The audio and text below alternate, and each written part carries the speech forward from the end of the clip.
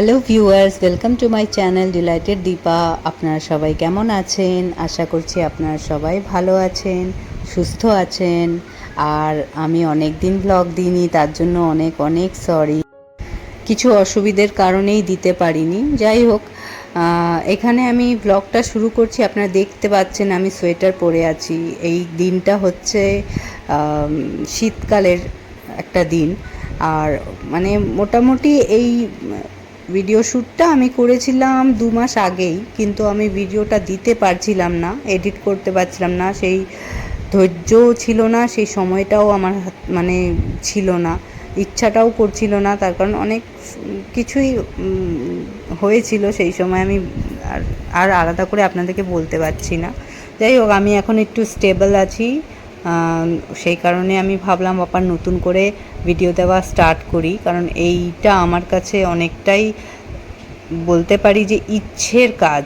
মানে আমি খুব ভালোবাসি এই ভিডিও শ্যুট করা, একটু মেমোরিজগুলোকে কালেক্ট করা। আমার মেন মোটিভ হচ্ছে আমার মেমোরিজগুলোকে কালেক্ট করে রাখা। অবশ্যই ইউটিউব চ্যানেল যদি দাঁড়িয়ে যায় তার জন্য তো আলাদাই একটা প্রফিট থাকে, সেটা তো আর নতুন করে বলার কিছু নেই। যাই হোক, আমি ভিডিওটা স্টার্ট করেছি সেই সকালবেলা টাইম কটা হবে ঠিক আমার এখন মনে নেই, যেহেতু আমি ভয়েস ওভারটা অনেক দিন বাদেই দিচ্ছি।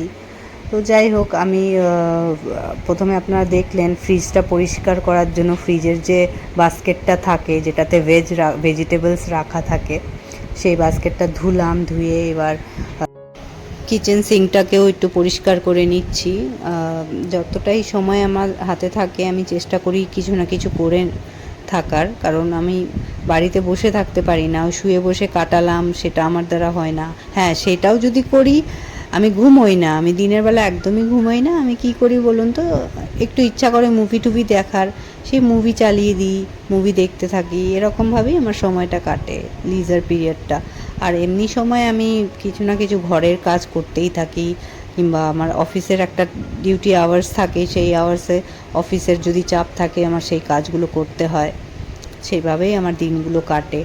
এবার দেখুন, আজকে এই ব্লগটা আমার এইটুকু মনে আছে যে আমি সানডেতে শ্যুট করেছিলাম, সেই জন্যই দেখুন আমি মাছের একটা প্যাকেট নিয়ে সিঙ্কে রেখেছি। আমার হাজব্যান্ড বাজার করে এসছে, এসে ও মাছ নিয়ে এসছে, কাতলা মাছ। সেটাই আমি ধুয়ে গুছিয়ে রাখবো, কারণ একদিনে তো এত মাছ খাবো না, কিছুটা মাছ আলাদা সরিয়ে তারপর মাছ রান্না করব।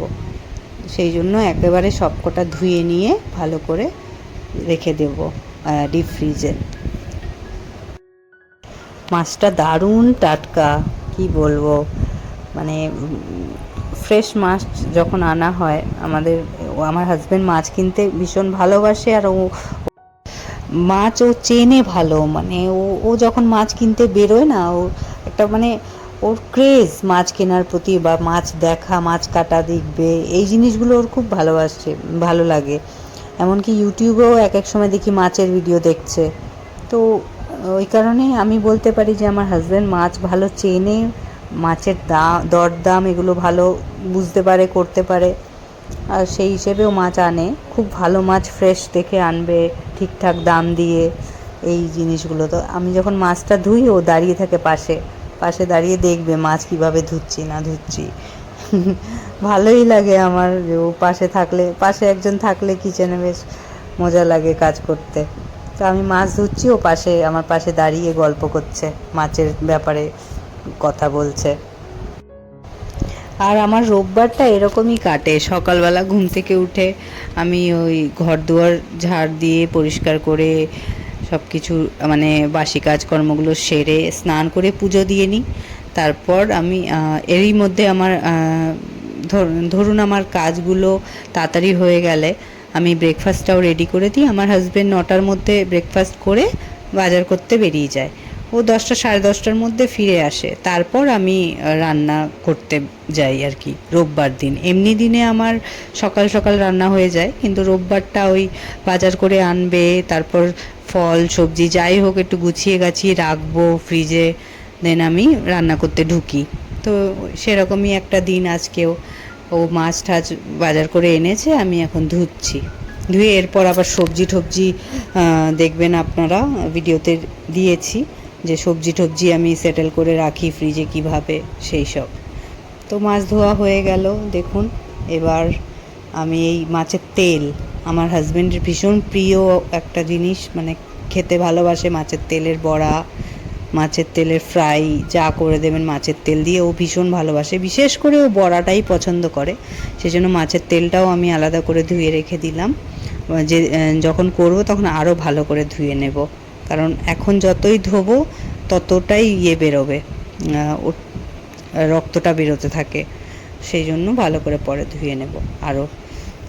আর এইখানে দেখুন আমি সবজির কথা বলছিলাম আপনাদেরকে, যে সবজির বাজার, মাছ বাজার সব করে আনে, সেই সবজিগুলো সেটেল করি। এবার শীতকালে তো বিভিন্ন রকম সবজি হয়, সেই রকমই আমি গুছিয়ে গাছিয়ে রেখে দেবো ফ্রিজে সুন্দর করে। আর একটা জিনিস আমি শুনেছি, এর আগে আমি করতাম না, বাট আমি নতুন করে নতুন বলা যাবে না, আমি কয়েক বছর ধরেই এটা করছি। সবজি আমি শুনেছি প্লাস্টিকে র্যাপ করে রাখলে টাটকা থাকে, তরতাজা থাকে, আর সেটা সত্যি আমি করেও দেখেছি। সত্যি এই ব্যাপারটা একদমই মিথ্যে নয়। মানে ওই প্লাস্টিকে ওই জন্য আমি আলাদা আলাদা করে সেটেল করে গুছিয়ে রেখে দিই, অনেক সুন্দর থাকে ভেজিটেবলসগুলো।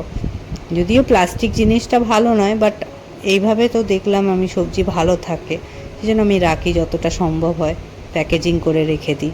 আর ডাব্বা থাকলে ডাব্বার মধ্যেও রাখি, যেরকম দেখলেন উচ্ছেটা আমি ডাব্বার মধ্যে রেখেছি, সেরকম ডাব্বা যদি অ্যাভেলেবেল থাকে আমি তার মধ্যেও আলাদা আলাদা করে ভ্যারাইটিস রেখে ফ্রিজে ঢুকিয়ে দিই। এবার কড়াইশুঁটি এনেছে আমার হাজব্যান্ড, ও কড়াইশুঁটি ছাড়াতে ভালোবাসে, তাই ছাড়িয়ে দিচ্ছে। কড়াইশুঁটির পরোটা খাবে, তাই। কচুরি অ্যাকচুয়ালি একটু আনহেলদি মনে হয় আমার, সেই জন্য আমি পরোটাটা প্রেফার করি। আমার ঘরে বেশিরভাগ পরোটাই হয়, কচুরিটা কমই হয়, সেই জন্য কড়াইশুঁটির পরোটাই আমি করব। আর এদিকে লেবু টেবু সব মানে কিভাবে আমি সবজিগুলোকে সেটেল করি সব রেখেছি ফ্রিজে, সে দেখতেই পেলেন। আর এদিকে আমি চলে এসেছি সন্ধেবেলা। এবার সন্ধেবেলা দেখুন আমার মেয়ে কি করেছে, জামা কাপড় এদিকে ফেলে দিয়ে এইখানটাও ঠাকুরের বাসি ফুলগুলোকে এরকম ছড়িয়ে এই ঝুড়ির থেকে ওই বাটিতে রাখছে, বাটি থেকে আবার ঝুড়িতে রাখছে, এই করছে।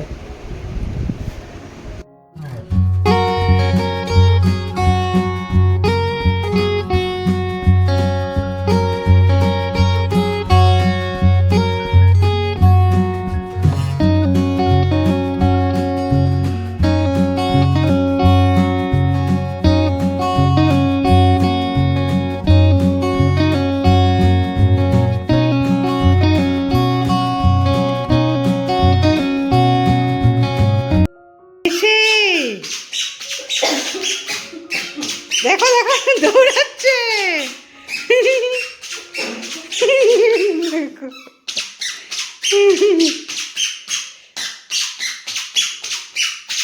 টাটা থই থই নাচি নাচি নাচি নাচি নাচি নাচি নাচি নাচি নাচি নাচি নাচি নাচি থামছেই না তো। হ্যাঁ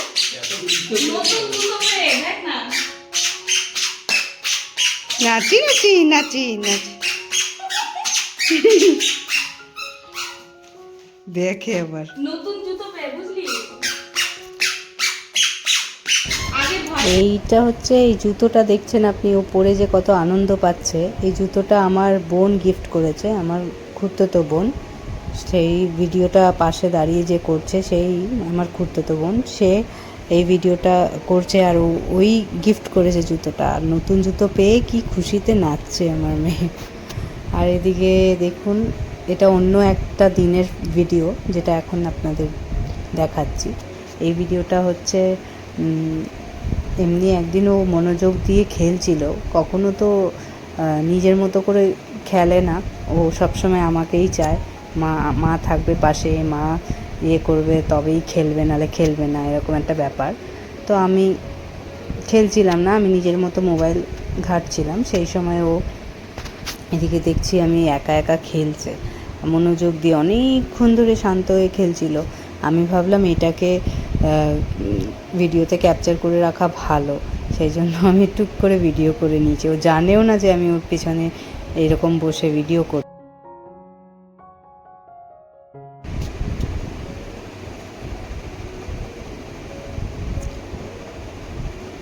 যাই হোক বন্ধুরা, আমার এই ভিডিওটা অনেক দিন পর ছাড়া হলো।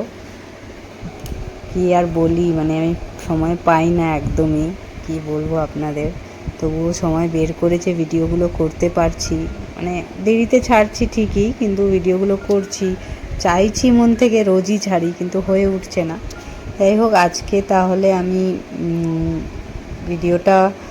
ওর ভিডিওটা দেখিয়েই এন্ড করছি। আবার দেখা হবে নতুন কোনো ব্লগে, নতুন কোনো ভিডিওতে।